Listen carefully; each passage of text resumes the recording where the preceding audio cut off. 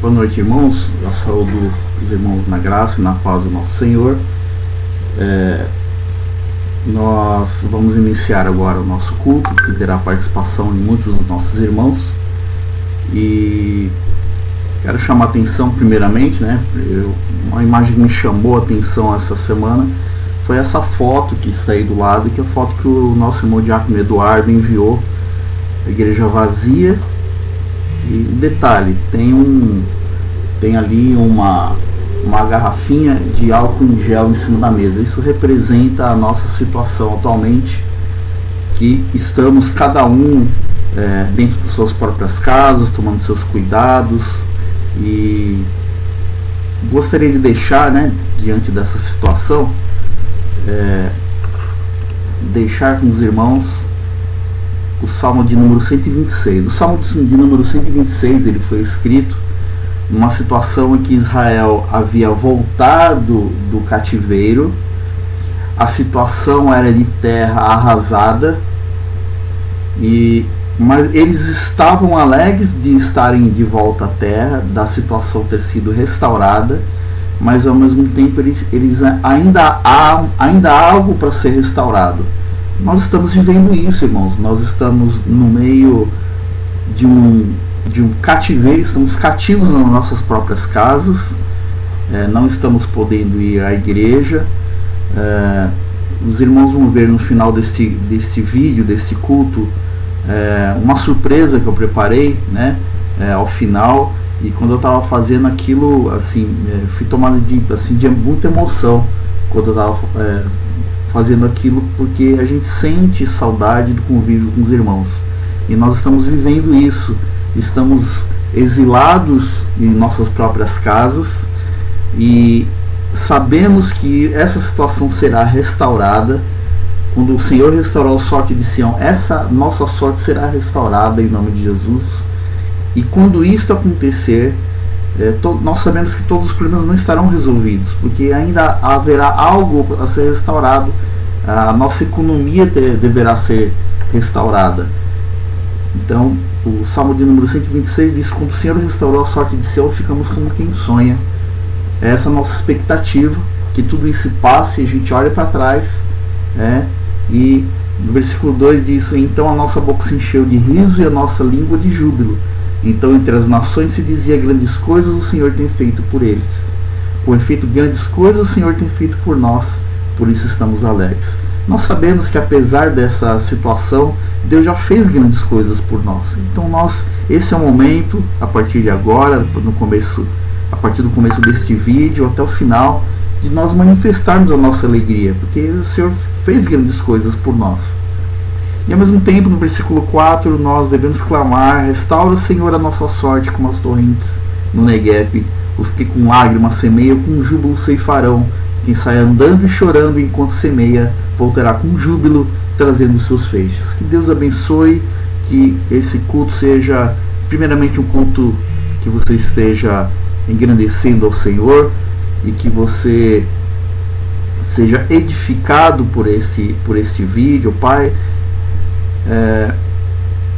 Esse vídeo não foi feito para entreter você, mas é uma ferramenta para que nós estejamos engrandecendo ao nosso Deus. Nós iniciaremos com a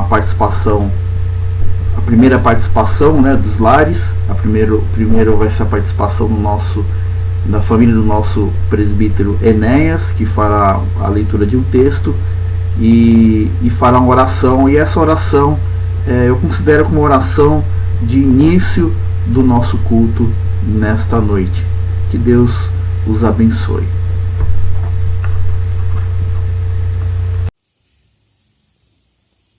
Graça e paz, irmãos. Nós vamos estar lendo o Salmo 134. Bendizei ao Senhor, vós todos, servos do Senhor, que assistes na casa do Senhor nas horas da noite. Erguei as mãos para o santuário e bendizei ao Senhor. De Sião abençoe o Senhor, Criador dos céus e da terra. Amém. Agora o Enéas vai estar fazendo uma oração. Santo e poderoso Deus, graças nós te damos, Senhor, porque o Senhor é bom e a sua misericórdia dura para sempre, e de geração em geração a sua fidelidade. Nós estamos louvando ao Senhor, agradecendo porque o Senhor tem cuidado de nós, tem nos abençoado, tem entrado com providência em nossas vidas. E se estamos, Pai amado, nos nossos lares trancados, Senhor, devido ao vírus, mas o Senhor nos dá a oportunidade de unidos estar louvando, adorando e exaltando o Teu nome. Ó Pai, porque toda a honra e toda a glória pertence a Ti. Entra com poder e graça, Senhor, no Teu povo, abençoando, guardando, Pai, livrando de todo mal. Que esse vírus, Senhor, possa fazer que os nossos irmãos possam estar despertando para a Tua seara, despertando e tendo visão do Teu reino. Opera no meio de nós, nos dá entendimento e sabedoria. Nós oramos assim no nome de Jesus. Amém. Amém.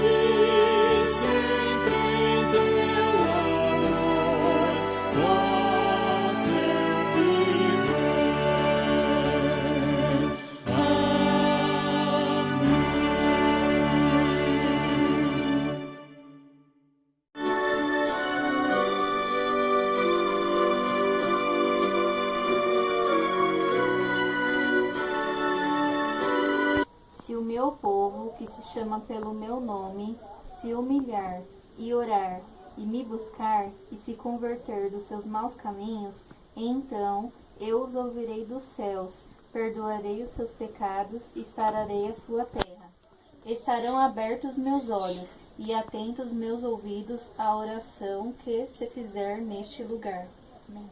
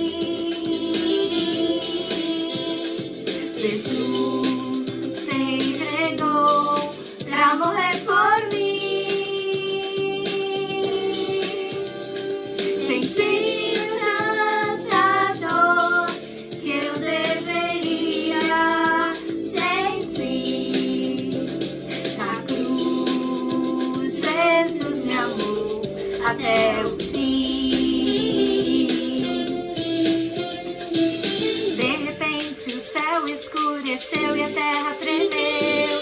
As pessoas viram que ele era o Filho de Deus. Enquanto estava ali sofrendo, Jesus declarou que tudo estava terminado. Força do pecado acabou. Ele conseguiu destruiu a maldição. A missão cumpriu. Ele cumpriu, derrotou o mal. E agora as pessoas podem ser livres, podem ser felizes. É só crer em Jesus e no poder da cruz.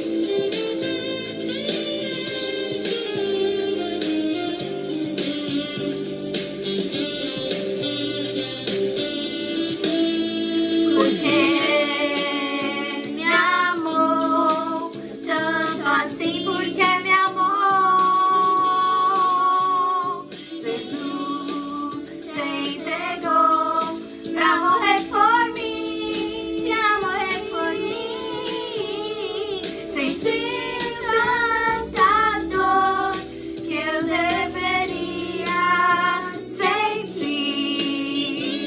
Na cruz, Jesus me amou até o fim. Me amou tanto assim. Jesus me amou até o fim. Me amou tanto assim. Jesus me amou até o fim.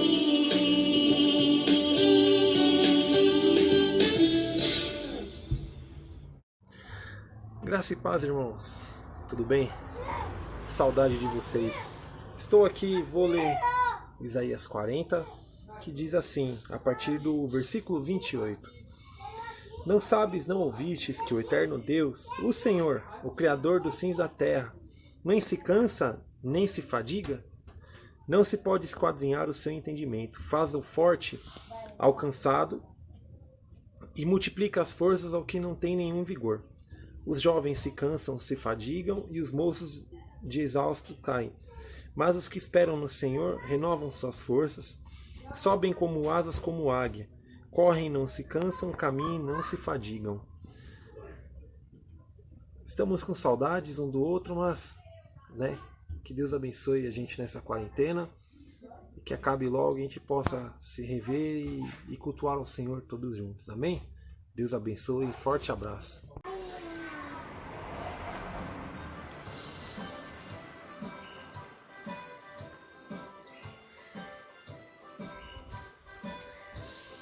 Deus é bom pra mim, Deus é bom pra mim, feliz estou cantando eu vou. Deus é bom pra mim, Deus é bom pra mim, Deus é bom pra mim, feliz estou cantando eu vou. Deus é bom pra mim. Meu Deus é bom pra mim, comigo vai, tão forte brilha o sol e a chuva cai. Amor tão grande assim, só Cristo tem por mim, tirei até o fim. Meu Deus é bom pra mim, Deus é bom pra mim, comigo vai, tão forte brilha o sol e a chuva cai. Amor tão grande assim, só Cristo tem por mim, tirei até o fim. Meu Deus é bom pra mim. Meus irmãos, Deus abençoe, saudade de vocês. Graça e paz, irmãos. Aqui é a família Patrício. Nós acabamos de fazer o nosso culto doméstico. Nós estamos todos bem, graças a Deus. Nós vamos deixar um versículo para os irmãos. Os que confiam no Senhor são como o monte de Sião, que não se abalam, mas permanece para sempre. Amém.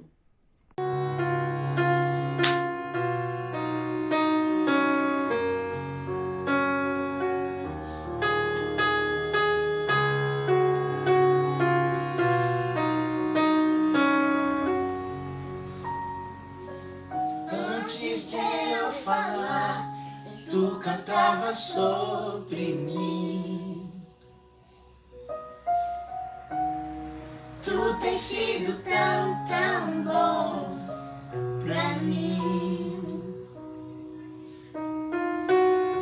Antes de eu respirar, sopraste tua vida em mim. Tu tens sido tão, tão bom pra mim. Oh, impressionante, infinito, ousado amor de Deus. Oh, que deixa as 99 só pra me encontrar. Não posso comprá-lo, nem merecê-lo, mesmo assim se entregou. Oh, impressionante, infinito, ousado amor de Deus.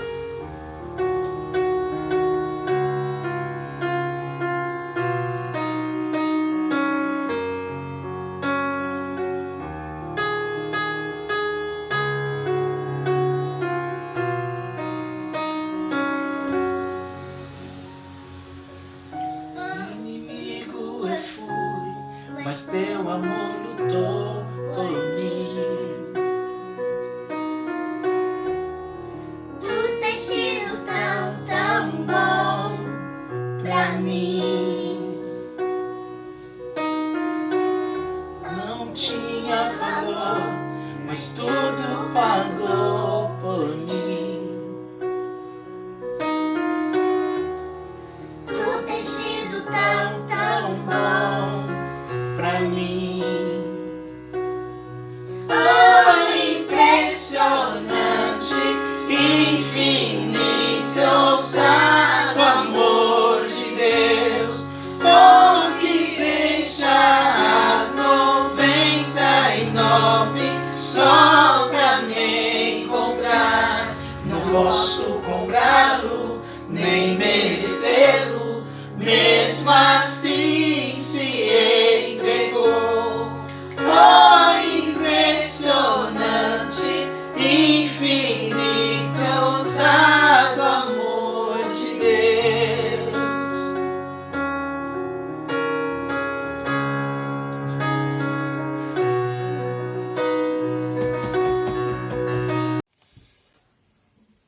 Graça e paz, irmãos. Amém. Estamos aqui no nosso lar, estaremos louvando ao Senhor e convidamos os irmãos a estarem louvando conosco o cântico que diz: Tu és santo.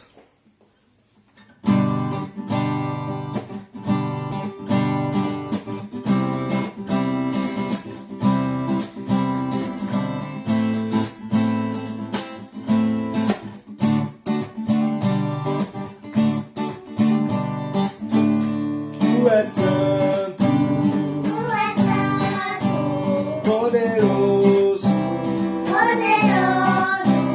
Tu és digno Tu és digno de adoração. de adoração. Eu te sigo, Eu te sigo, eu te louvo eu te louvo para sempre. para sempre. Te amarei, Te amarei. e eu canto e louvo ao Rei que és digno. Eu amo, adoro, diante dele eu me prostro. Eu canto e louvo ao Rei que és digno. Eu amo, adoro, diante dele eu me prostro. Príncipe da paz, só por ele eu viverei. Tu és santo, Tu és santo, poderoso, poderoso. tu és digno Tu és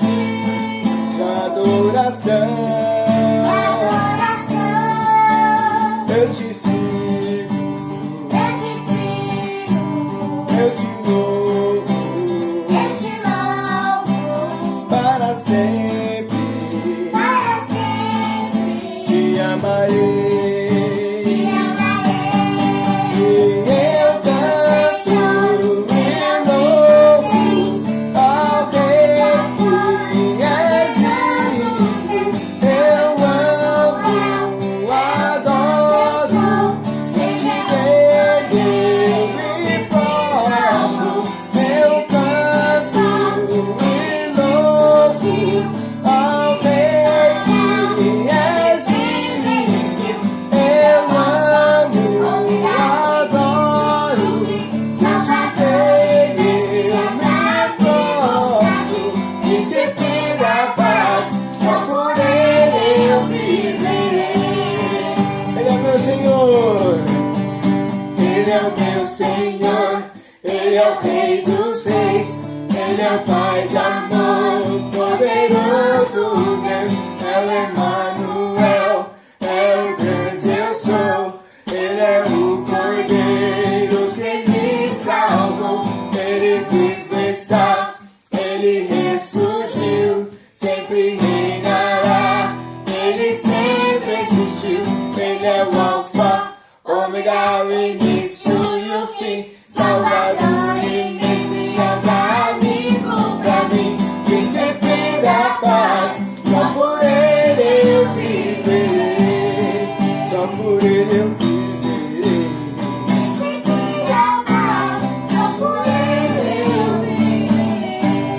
E só por Ele eu viverei, só por Ele eu viverei.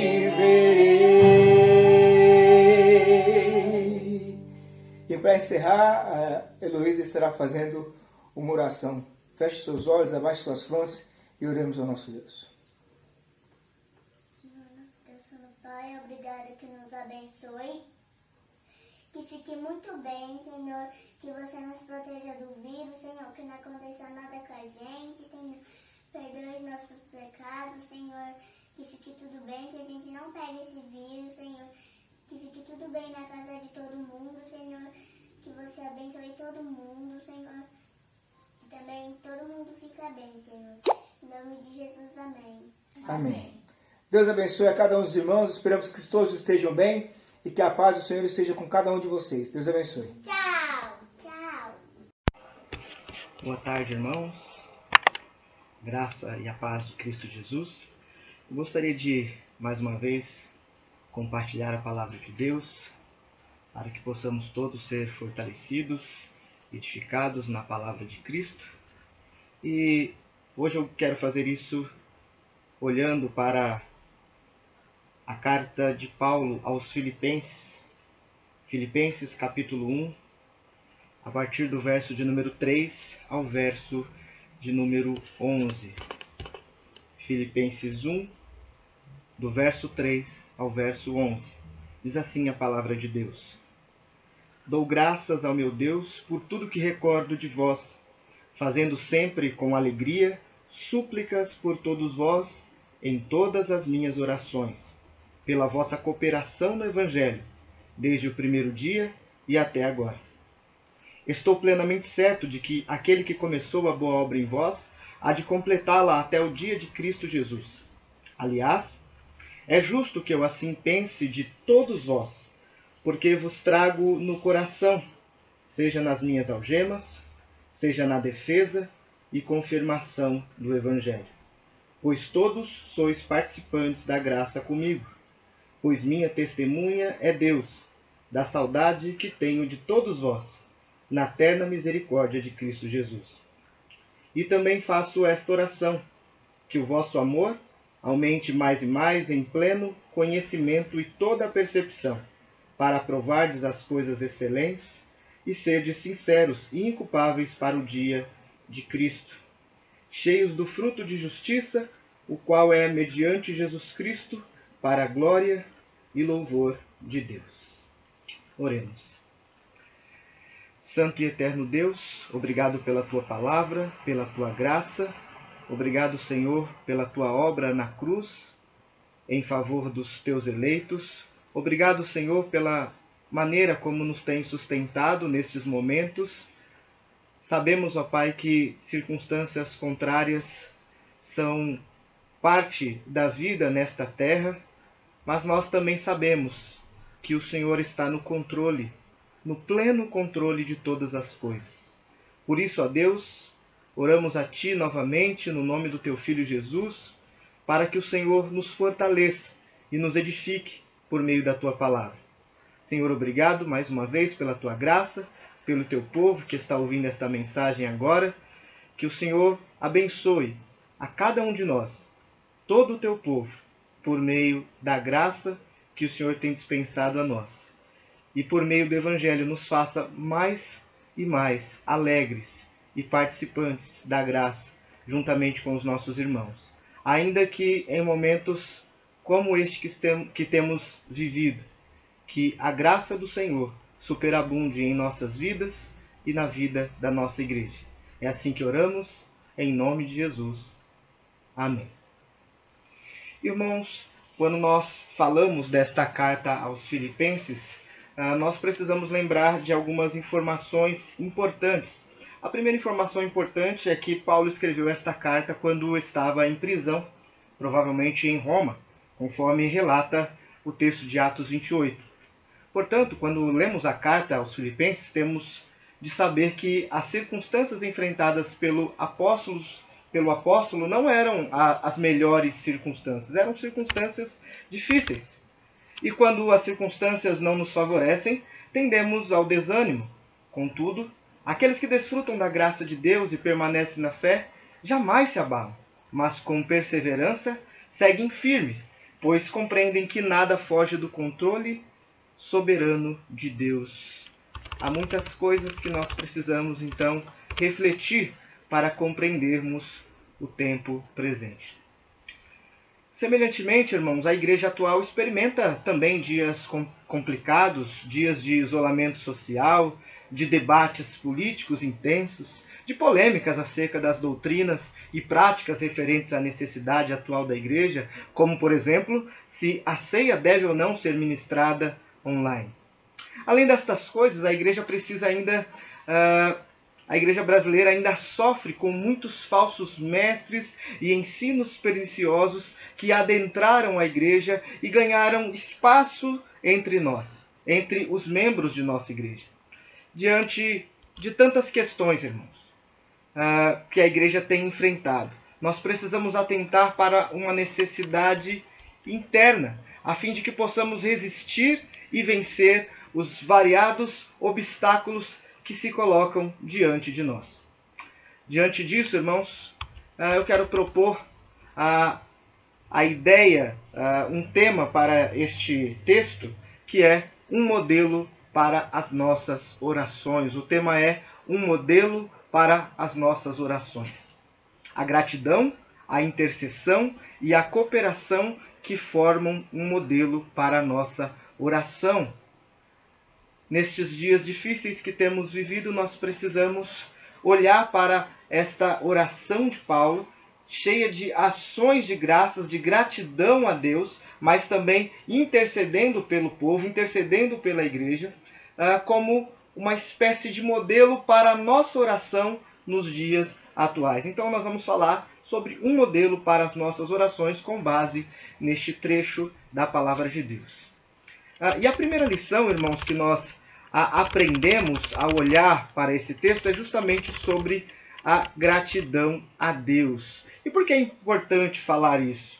Porque quando nós falamos de oração, e nós sabemos que todos nós somos encorajados a orar, todo cristão é encorajado a orar, mas você deve perceber o seguinte: você já percebeu como a igreja tem dificuldade de orar ao Senhor? Você já reparou quando um pastor ou um dirigente está conduzindo a liturgia e ao solicitar que um irmão ore, adorando a Deus, esse irmão frequentemente passa a orar não adorando ao Senhor, mas fazendo petições. E algumas dessas vezes petições até mesmo egoístas. concentradas na sua necessidade momentânea somente. Mas nós devemos lembrar que a nossa oração é muito mais ampla do que meramente repetições e pedidos vagos e egoístas que nós podemos fazer. Por esta razão, precisamos de modelos de oração que nos auxiliem. Então, nós vamos ver hoje um modelo de oração com base no texto de hoje. E a primeira lição é esta que eu já citei, a gratidão a Deus. A primeira coisa que nós identificamos ao olhar para esta oração de Paulo é a gratidão a Deus. A oração de Paulo começa com ações de graças a Deus. Essa oração tem dois movimentos distintos. Primeiro, visa mostrar seu amor para com os filipenses, e segundo, para que, ao enaltecê-los quanto ao passado, ele os exortasse também a que perseverassem no futuro. Olha o que diz o verso 3. Dou graças ao meu Deus por tudo que recordo de vós, fazendo sempre com alegria súplicas por todos vós em todas as minhas orações. E eu quero me concentrar aqui no início do verso 3. Dou graças ao meu Deus. É importante notar que, embora Paulo olhasse para o passado daquela igreja e dispensasse elogios a ela, a sua gratidão é primeiro a Deus. A realidade é que cada lembrança alegre do apóstolo tornou-se motivo de gratidão a Deus. Como destacou João Calvino em seu comentário, dizendo a seguinte frase: deve-se observar que sempre que ele faz menção de coisas que causam júbilo, imediatamente irrompe em ações de graças. Semelhantemente, essa é uma prática que devemos igualmente estar familiarizados. Nós devemos e podemos estar familiarizados com esta prática de, ao identificar motivos de júbilo, motivos de alegria, voltar o nosso coração a Deus em oração e oração de gratidão. Com ações de graças, voltarmos àquele que é a fonte de todo o bem, com aquele que é a fonte de tudo, com aquele que tudo nos fornece para a nossa vida e para o nosso sustento, tanto espiritual como aquilo que é necessário fisicamente também. Com base nisso, afirmo que parece óbvio para a maioria de nós que a gratidão a Deus faz parte da oração, como também que a nossa oração deve antes ser centralizada em Deus. Contudo, irmãos, apesar de parecer óbvio, esta realidade não é sempre presente na vida da igreja. E há até mesmo muitos ensinos complicados acerca da oração, onde muitas vezes a questão da gratidão a Deus acaba sendo negligenciada. O fato é que não há gratidão a Deus quando não se reconhece que tudo procede da mão de Deus. Digo isso porque há muitos falsos ensinos acerca da oração. Dentre eles, a ideia de que eu possa decretar algo, como se Deus pudesse me servir, como se eu pudesse dar ordens a Deus e ainda estas ordens seriam acatadas. Cuidado, irmãos, pois um número imenso de pastores, líderes e crentes das mais variadas denominações tem se apoiado nesse falso entendimento, nesse entendimento controverso, que é chamado de confissão positiva. Tais homens não somente apresentam uma má compreensão da oração, mas por suas falsas compreensões chegam a acreditar que suas palavras são mais determinantes do que a própria palavra de Deus. Esses homens caem em seu próprio orgulho, definhando em suas falsas pretensões e conduzindo muitos ao erro. Nós precisamos tomar muito cuidado com esse tipo de prática. Veja algumas expressões com base na confissão positiva. Declare a sua cura, rejeite a depressão, abandone os remédios, profetize. Enfim, estas coisas são declaradas, sempre positivamente, de maneira que, ao serem declaradas, o poder de suas palavras determinará o resultado. Irmãos, isso simplesmente não tem base bíblica.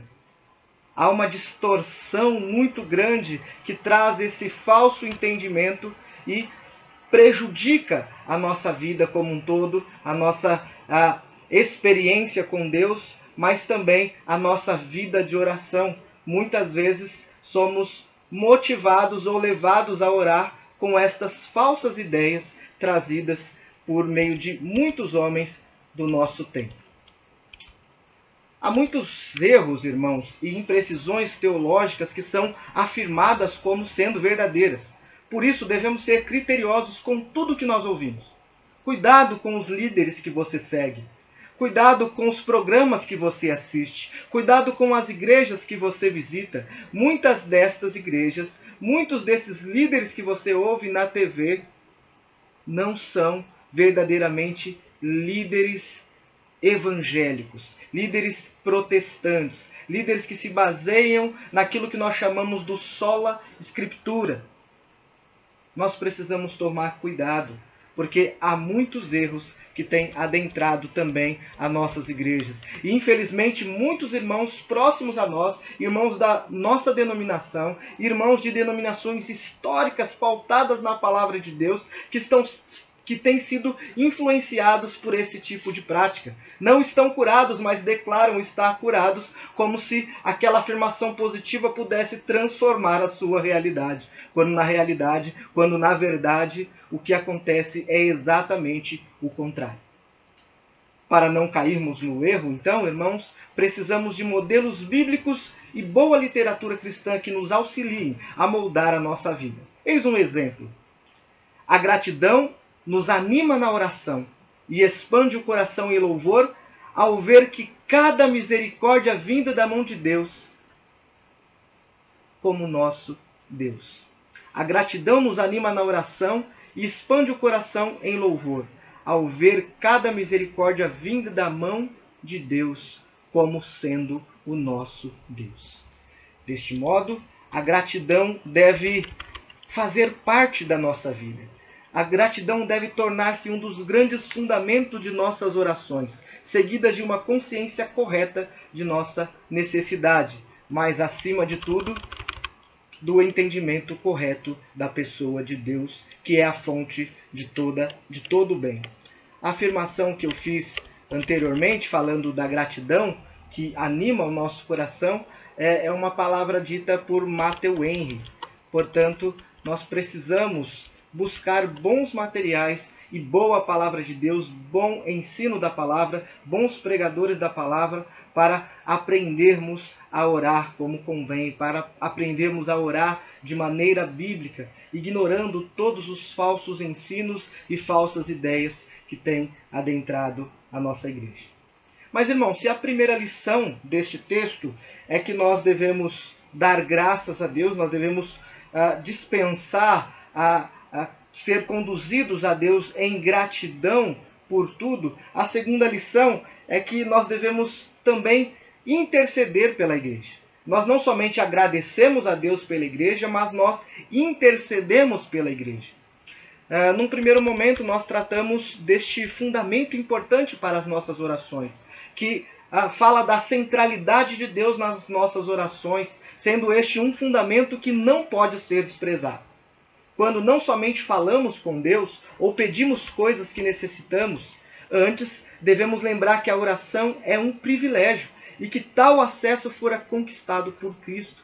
É por meio dele que temos acesso a Deus. Por isso, tão necessário quanto dirigir-se a Deus em oração, com ações de graças, com gratidão, é interceder pela Igreja de Cristo. Há uma necessidade de orarmos pela Igreja de Cristo, especialmente em dias difíceis como nós.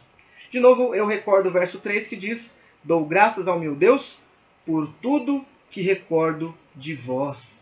Paulo destaca um olhar para o passado daquela igreja, para o envolvimento daquela igreja, e ele vai ampliar esta ideia, mostrando que aquilo era uma realidade no presente e também uma realidade futura. Porque ele diz no verso 4, fazendo sempre, olha o verso 4, fazendo sempre com alegria, súplicas por todos vós em todas as minhas orações. Paulo não somente se volta à oração, à intercessão pela igreja, como ele o faz regularmente. E ele considera que no futuro ele continuará, ele permanecerá orando pela igreja do Senhor, em todas as minhas orações. Como eu já disse, irmãos, anteriormente, essa oração tem dois movimentos distintos. No primeiro, o apóstolo visa mostrar seu amor para com os filipenses. No segundo, para que, ao enaltecê-los quanto ao passado, ele os exortasse quanto ao futuro. Eles precisavam olhar adiante. Era uma exortação também para que eles pudessem perseverar. Deste modo, a oração de Paulo apresenta abertamente os seus sentimentos em relação à igreja, bem como o seu desejo de que os filipenses permanecessem firmes, independente das circunstâncias. Como é bom servir a Deus, como é bom ter comunhão com Deus, comunhão com os irmãos, como é bom perceber a ação de Paulo como líder, orando por aquela igreja que estava distante. Aquele que estava aprisionado buscava encorajar aqueles que estavam livres, porém cercados e dominados pelo temor das circunstâncias. Quero ainda salientar que a oração de Paulo manifestava a sua grande alegria. A palavra grega para alegria deriva de um verbo primário que significa regozijar-se, estar contente, ficar extremamente alegre.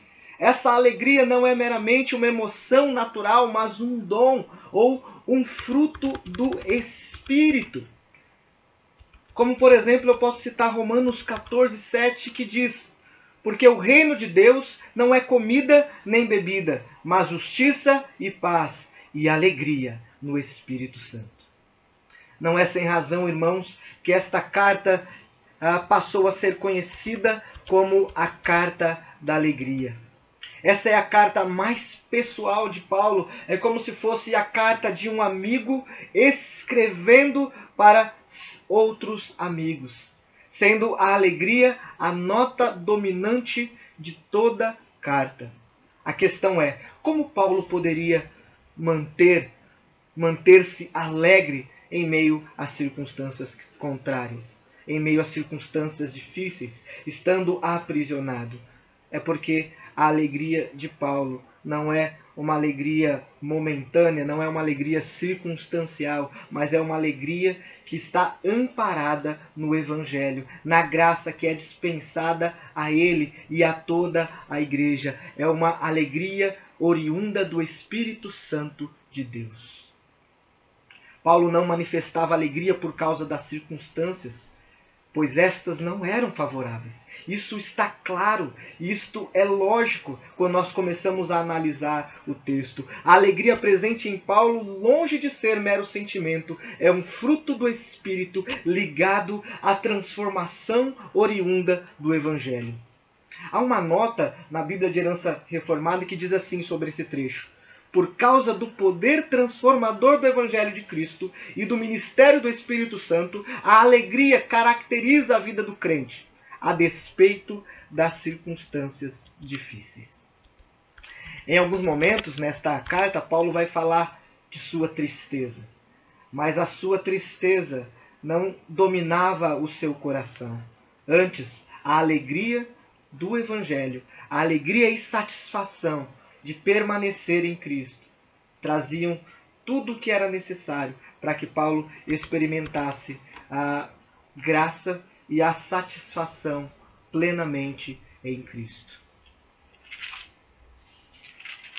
É interessante, irmãos, olhar para a vida de Paulo, para as dificuldades atravessadas por Paulo, mas olhar como esta alegria dominava o seu coração. No verso 10 do capítulo 4 ele diz: alegrei-me sobremaneira no Senhor, porque agora, uma vez mais, renovaste a meu favor o vosso cuidado, o qual também já tinhais antes, mas vos faltava oportunidade. Digo isto não por causa da pobreza, porque aprendi a viver contente em toda e qualquer situação.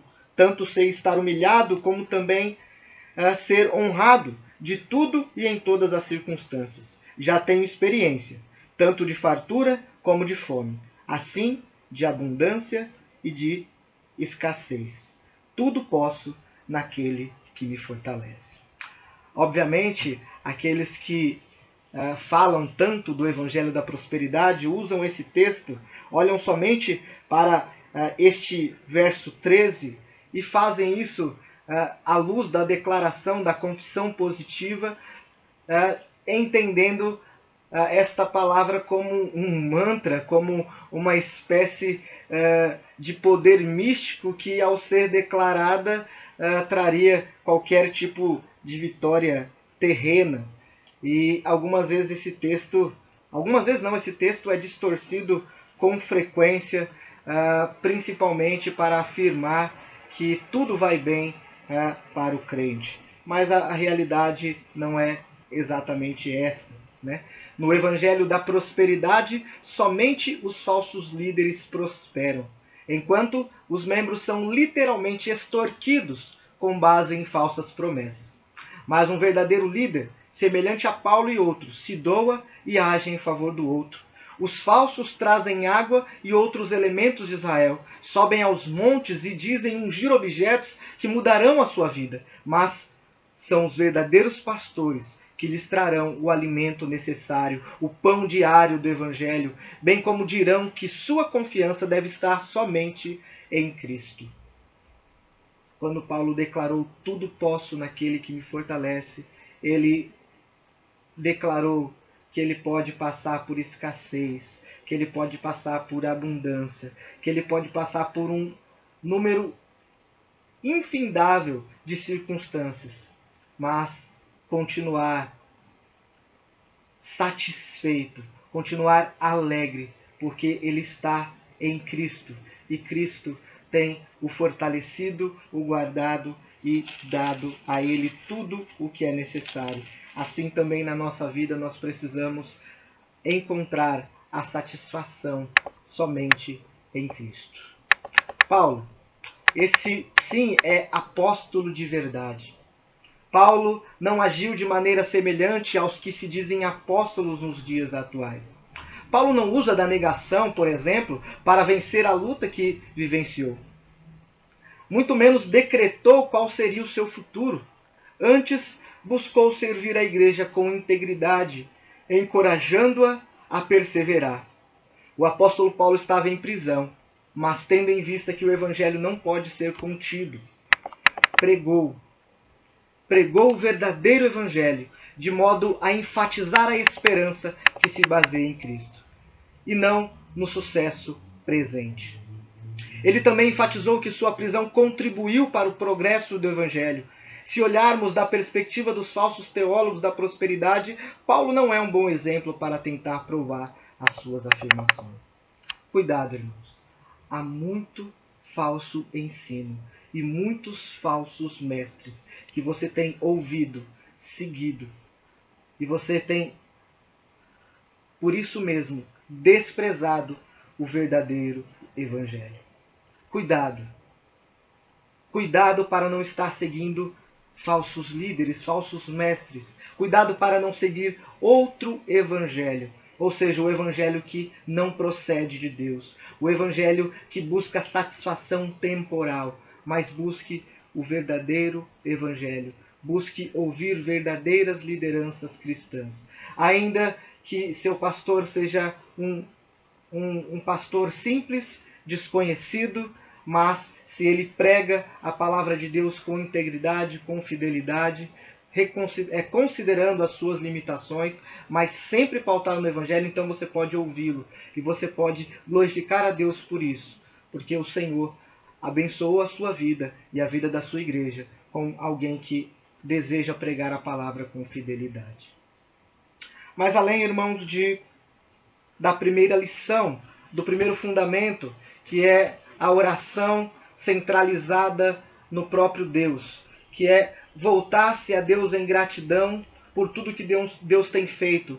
O nosso modelo de oração traz também a necessidade de orarmos pelos nossos irmãos, orarmos pela igreja de Cristo.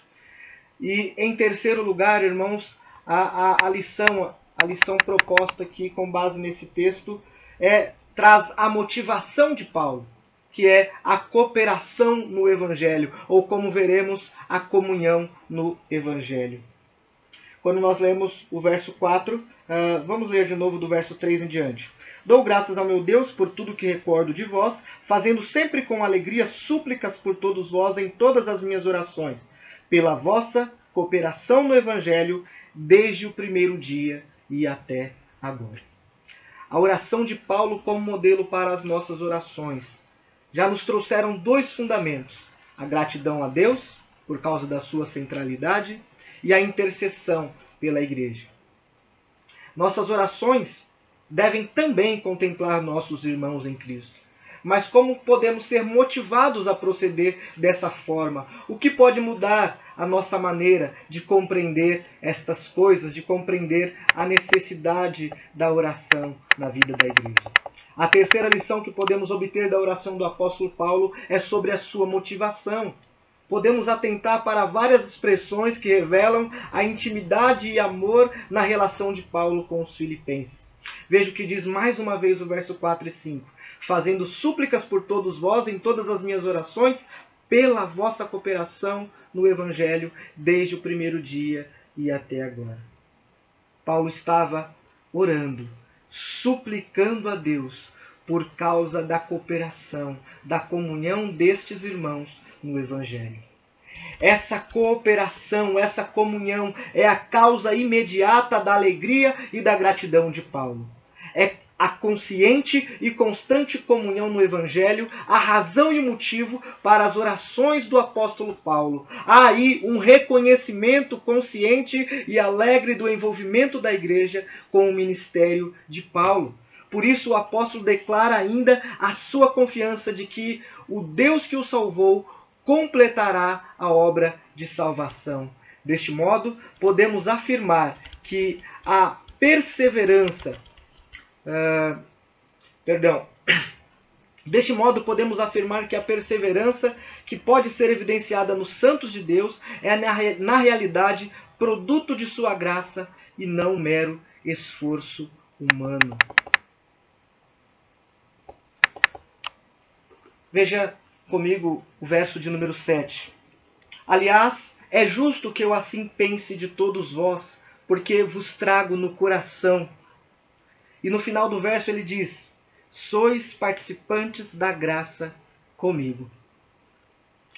Aqui Paulo demonstra a grande afeição que tem pelos filipenses, nos indicando que esta unidade está mais relacionada à ação transformadora do Evangelho, como já afirmamos acerca da alegria. Essa é uma lição importante para os dias de isolamento social que temos experimentado. Podemos estar distantes, mas ainda trazer em nosso coração as afeições pelos irmãos e, diante de nossas recordações e movidos pela graça, agradecermos a Deus e intercedermos pela Igreja de Cristo. Isso não se resume somente à igreja local, mas deve ser visto de forma ainda mais ampla, de modo que nossas orações contemplem até mesmo aqueles irmãos que não congregam conosco, bem como de toda a Igreja de Cristo.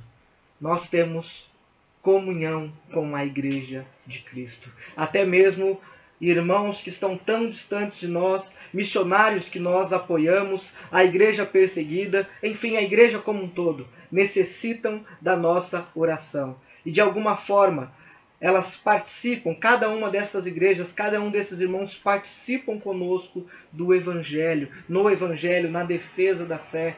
E nós precisamos, irmãos, contemplar estas realidades dentro da igreja local, mas contemplando também a igreja de Cristo como um todo. Paulo está sendo motivado a isso, olhando para a igreja, recordando da igreja, recordando das lutas vivenciadas pela igreja, recordando do apoio manifestado por esta igreja. E nós precisamos aplicar isso nos dias atuais também. Há uma coisa que eu aprendi com alguns irmãos, com alguns pastores, e este aprendizado é o seguinte: é impossível caminhar sozinho na Igreja de Cristo. Caminhar sozinho na Igreja de Cristo é um erro, é um grande erro, pois não somente Os irmãos necessitam da nossa cooperação, mas nós também necessitamos da cooperação dos nossos irmãos. Nós somos servos uns dos outros e nós precisamos olhar para as afeições de Cristo em prol de sua igreja, em benefício de sua igreja. Olhar para a compaixão com a qual Cristo olhava os perdidos também. E precisamos dessas afeições. Precisamos olhar com compaixão para o outro. Precisamos parar de julgar falsamente os nossos irmãos. É triste, meus irmãos, quando nós estamos em uma igreja e algumas pessoas passam a olhar mais para o que o outro faz ou deixa de fazer do que olhar para si e para como tem servido aos irmãos e à igreja. Mas veja a continuação do texto no verso 8. Pois minha testemunha é Deus da saudade que tenho de todos vós na terna misericórdia de Cristo Jesus. No verso 8, essa afeição é demonstrada pela saudade que é experimentada diante de todas as coisas que já foram citadas. Paulo muda o foco de sua oração da gratidão para a intercessão. Seu desejo é que aqueles irmãos seguissem crescendo em amor. Isso envolve, obviamente, o amor a Deus, mas também o amor pelos outros. O amor aqui não é um mero sentimento, mas uma ideia muito mais ampla e profunda, pois está totalmente enraizado no Evangelho. Portanto, não é um amor sem base, não é um amor que ignora o pecado, antes aponta para uma vida de maturidade no Evangelho. Algumas igrejas ou seitas, quando informadas da saída de um membro, tratam de impor o distanciamento dos membros remanescentes daqueles que deixaram a igreja. Aqueles que saíram não podem se comunicar com aqueles que permanecem na igreja. Embora estes procurem fazer isso, mas aqueles que estão ainda nesta igreja ou nesta seita são impedidos de ter comunhão, são impedidos de ter contato, são impedidos de falar com estas pessoas. Eu falo isso por experiência própria, por já ter vivenciado isso e já ter identificado este problema na vida de alguns irmãos próximos. Essa atitude mostra que a igreja, para ele, se resume à própria denominação. É claro que às vezes a saída de um membro pode significar insubmissão à palavra, uma negativa de tratamento de caráter, dentre outras coisas. No entanto, mesmo alguém que saia da igreja sem apresentar problemas é visto como um desviado. Em igrejas cujos líderes e membros são ensinados dessa forma, rapidamente quebram-se todos os vínculos e o distanciamento é inevitável. As pessoas não podem de forma alguma entrar em contato com este desviado, com este insubmisso, rebelde. É triste, irmãos. É triste olhar para uma liderança que atenta somente para a sua denominação, ou principalmente para a sua igreja local. É um falso entendimento da amplitude da igreja. É um falso entendimento da amplitude e da profundidade do Evangelho, da transformação que o Evangelho causa em nós.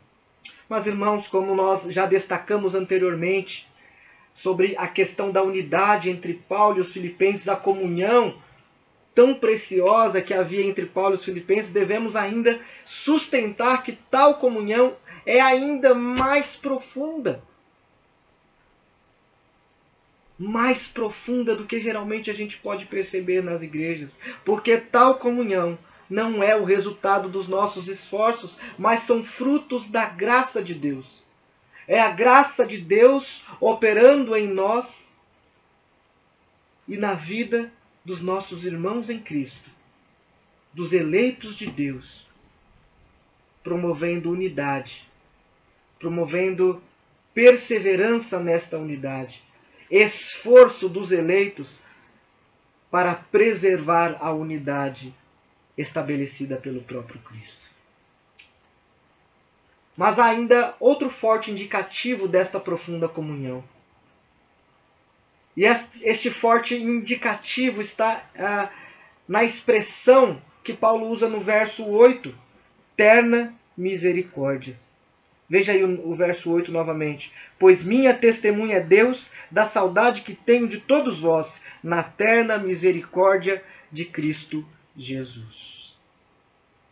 Terna misericórdia, como dito neste verso, significa literalmente das entranhas, indicando oposição ao afeto meramente carnal. Como diz Calvino, para notificar um afeto que é piedoso. Esse trecho pode ser dito da seguinte maneira: em entranháveis afetos de misericórdia, em entranháveis afetos de Cristo. Isso significa que devemos nos compadecer das almas pelas quais Cristo dispensa sua imensurável afeição, o seu imensurável amor, a sua compaixão.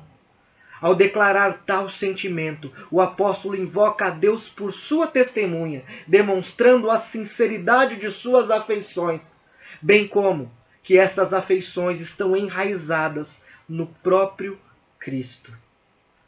Somente aquele que recebe o amor, a graça e a misericórdia de Deus pode dispensar estas mesmas coisas em favor do próximo, em favor dos eleitos de Deus.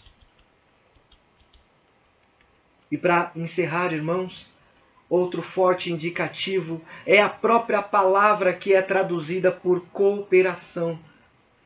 No grego, a palavra utilizada é koinonia e pode ser traduzida como fraternidade ou comunhão. Por isso tenho falado tanto de comunhão. Paulo usa esta palavra 13 vezes no Novo Testamento. Koinonia, ou comunhão, fraternidade, é basicamente uma relação em comunidade, uma participação em conjunto, é um tomar parte ou dar parte.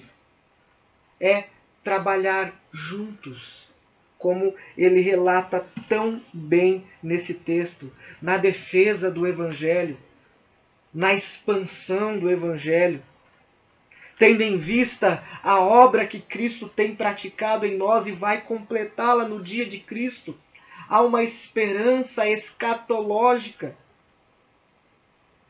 E olhando para este dia glorioso de Cristo, nós devemos almejar o crescimento, como diz Paulo nesta oração, no verso 9, e também faço esta oração, que o vosso amor aumente mais e mais em pleno conhecimento e toda percepção, para aprovardes as coisas excelentes e serdes sinceros e inculpáveis para o dia de Cristo. Nós só podemos crescer em comunhão, em amor, em graça, em misericórdia, se compreendermos a realidade do Evangelho, a transformação causada pelo Evangelho. E a transformação causada pelo Evangelho em nós, inevitavelmente, nos conduzirá, nos habilita para participar, para ter comunhão com o outro. Algumas pessoas gostam de dizer: eu sou a igreja, falando de si mesmo, individualmente. E infelizmente esta é uma característica que nós identificamos muitas vezes nas igrejas, em pessoas que estão afastadas da igreja. Mas nós precisamos olhar para as figuras de comunhão, para as figuras que expressam a realidade desta graça que obtivemos por meio de Cristo. Paulo fala da igreja como um corpo, muitos membros, cada qual necessário para a saúde do corpo. E quando um membro está doente, todo o corpo é prejudicado. Paulo fala também sobre a igreja como o povo de Deus, como a Bíblia também trata deste povo de Deus como propriedade exclusiva de Deus. A Bíblia fala deste povo como família de Deus. A ideia é sempre desta comunhão. A ideia é sempre de um conjunto. A ideia é sempre de uma relação que há. E esta relação só existe e se fundamenta no próprio Cristo, no amor de Cristo, na graça de Cristo, por causa da obra de Cristo. Precisamos pensar então em algumas possíveis aplicações. Poderíamos usar diversas, mas eu quero falar apenas 3. A primeira: as circunstâncias contrárias não devem dominar nossas ações e sentimentos em relação a Deus, a igreja e as demais pessoas. Irmãos, não são as circunstâncias que devem dominar os nossos pensamentos, nossas ações, nossa interação com a igreja de Deus, nossa interação com o Senhor, nossa interação com as pessoas. O que deve dominar o nosso coração, as nossas ações, pensamentos, é a palavra de Deus. É a realidade de Cristo em nossa vida. Segunda aplicação: como você age em relação aos irmãos da igreja? Você consegue ver em suas ações a comunhão evidenciada na carta aos Filipenses? Você consegue perceber este sentimento, estas afeições aflorando na sua vida em relação aos seus irmãos, ou dos seus irmãos em relação a você? Se não podemos evidenciar estas coisas, identificar estas coisas, nós estamos com um problema. É claro que a nossa interação com a igreja é sempre problemática por causa do nosso pecado ou do pecado do nosso irmão. Mas onde há a graça de Deus, há perdão, há comunhão, há interação, há relacionamento. A obra de Cristo nos deu a condição de nos aproximarmos de Deus. A justificação, a graça, a misericórdia de Deus dispensada a nós nos concedeu a proximidade com aquele que estava separado de nós por causa do pecado. Aquele abismo que havia por causa do pecado tornou-se inexistente. Nós passamos a nos aproximar de Deus. O Evangelho nos aproxima de Deus. E da mesma maneira, o Evangelho que nos aproxima de Deus, nos aproxima dos nossos irmãos. Aqueles que dizem: eu perdoei, mas não quero proximidade com este. Na verdade, jamais perdoou e jamais compreendeu o Evangelho. Ou pelo menos está aplicando o Evangelho de uma maneira indevida. O Evangelho restaura a nossa comunhão com Deus, o nosso relacionamento com Deus e também com os nossos irmãos. Não é à toa que Jesus resumiu os mandamentos em apenas 2. Amar a Deus acima de todas as coisas e amar ao próximo como a nós mesmos. Para finalizar, como você recorda da igreja nestes momentos de isolamento? Como você recorda, como você se lembra da igreja local nestes tempos de isolamento social? Há alguma alegria, há alguma gratidão a Deus por causa da igreja? Por causa das suas lembranças da igreja? E mais, você tem sido incitado a orar, motivado a orar pela igreja? Se você não está fazendo isso, comece a fazer. Ore pela igreja. A circunstância presente não pode destruir a comunhão que é produzida por Deus. Que eu e você, que toda a igreja do Senhor possa considerar este modelo de oração. Sejamos gratos a Deus.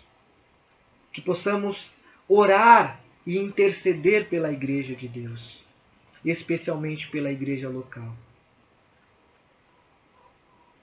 E por fim, que possamos lembrar da comunhão, da cooperação no Evangelho que temos experimentado não individualmente, mas como comunidade santa, à luz do Evangelho de Cristo. Que Deus abençoe a sua vida, a sua família e a sua igreja. Vamos orar mais uma vez.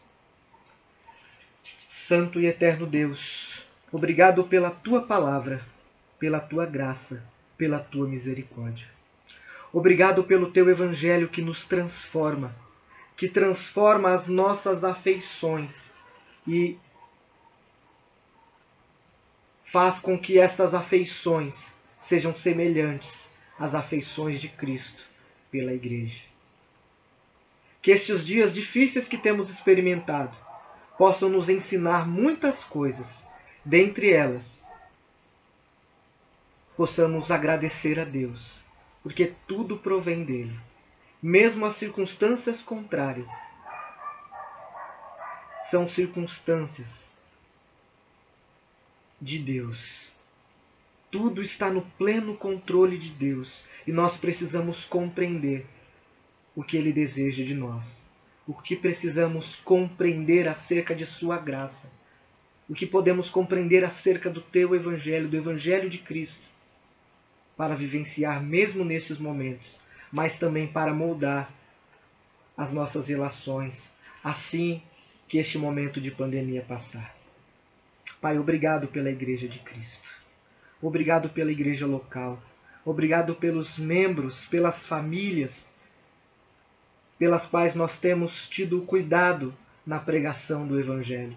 Famílias que têm também orado pelos pastores, pelas lideranças da igreja, que têm orado diante de tantas circunstâncias contrárias.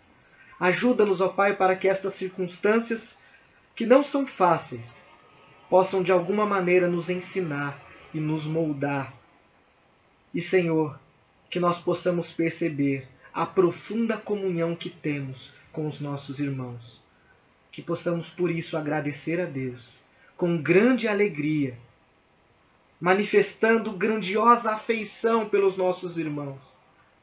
Que possamos perceber a doce comunhão que Cristo produz por meio do Evangelho em nós, na vida de toda a Igreja do Senhor. Que o Senhor abençoe a nossa vida e nos fortaleça. Que o Senhor abençoe toda a Igreja de Cristo. Seja esta que está nesta nação sofrendo por causa do isolamento social. E principalmente aqueles que estão neste momento passando por diversas perseguições por causa do nome de Cristo. Que todo cristão verdadeiro possa ser fortalecido e compreender esta doce e preciosa comunhão que temos por meio de Jesus Cristo. Pai, é assim que nós oramos, agradecidos e em nome de Jesus. Amém.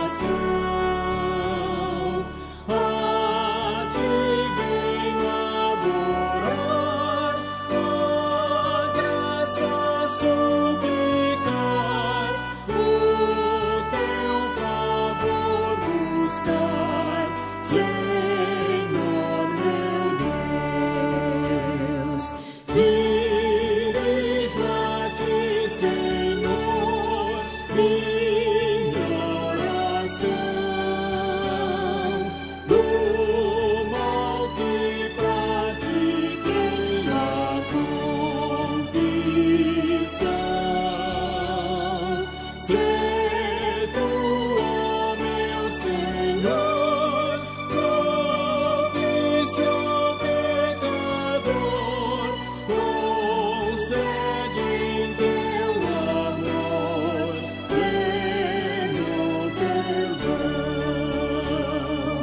dirijo a ti, Senhor, minha oração. Divino amparo és em aflição. Tu podes consolar, minha alma confortar.